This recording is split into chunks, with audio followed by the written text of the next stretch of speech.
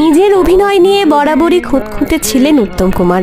ব্যতিক্রম ঘটেনি সপ্তপদীর ওথেলোর ক্ষেত্রেও।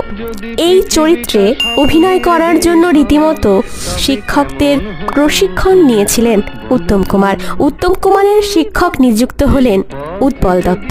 বেশিরভাগ সময়ই শুটিং ছেড়ে মহানায়ক সোজা চলে যেতেন নাটকীয়ভাবে শেক্সপিয়ারের ইংরেজির উচ্চারণ করা শিখতে, ওথেলো শিখতে। বাড়ি এসেও চলতো রিহার্সাল।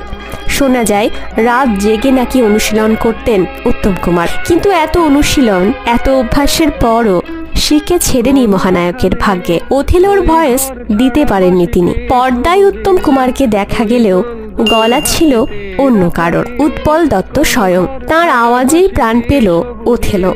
উত্তম কুমার আর উৎপল দত্ত মিলে অন্য মাত্রা দিলেন সপ্তপদী ছবির ওথেলো নাটকের শেষ দৃশ্যকে।